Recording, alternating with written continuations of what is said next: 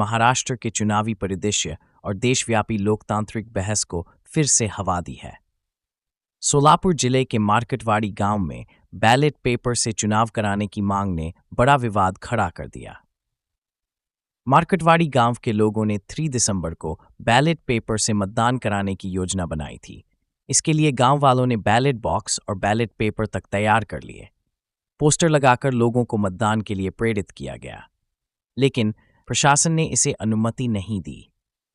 Police बल तैनात कर गांव में कर्फ्यू लगा दिया गया, जो अब 5 दिसंबर तक जारी रहेगा। गांव वालों को संदेह है कि उनके वोटों की गणना में हेराफेरी हुई। मालशिरा विधानसभा क्षेत्र में एनसीपी के उम्मीदवार उत्तम राव जानकर जीते, लेकिन गांव में उन्हें अपेक्षित बढ़त नहीं मिली। यहां तक कि बीजेपी के उम्मीदवार को थाई से अधिक वोट मिलने का दावा किया गया, जो धनगर समाज बहुल इस गांव के लोगों को असंभव लग रहा है। ईवीएम इलेक्ट्रॉनिक वोटिंग मशीन के खिलाफ सवाल पहले भी उठते रहे हैं। कई नेताओं और नागरिक संगठनों ने बैलेट पेपर पर लौटने की मांग की है। सुप्रीम कोर्ट ने भी इस साल अप्रैल में बैलेट पेपर की याचिका खारिज की थी, लेकिन विपक्षी दलों और जनता का एक वर्ग इसे जरूरी मानता है। बैलेट पेपर से जुड़े सवाल कोई नई बात नहीं।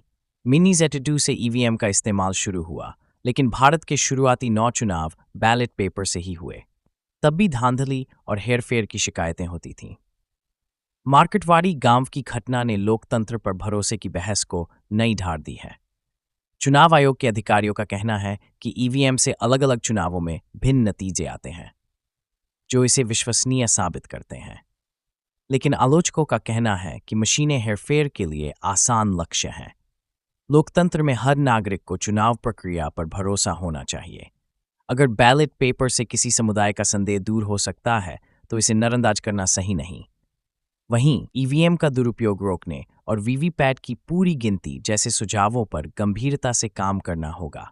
सवाल चुनाव प्रक्रिया की पारदर्शिता और विश्वसनीयता का है। चाहे बैलेट पेपर हो या ईवीएम, उद्देश्य यह है कि हर मतदाता को लगे कि उसका वोट सुरक्षित है और गिनती निष्पक्ष तरीके से हुई। आपकी राय क्या है? क्या हमें बैलेट पेपर पर लौटना चाहिए या ईवीएम को और अधिक पारदर्शी बनाने की दिशा में कदम उठाने चाहिए?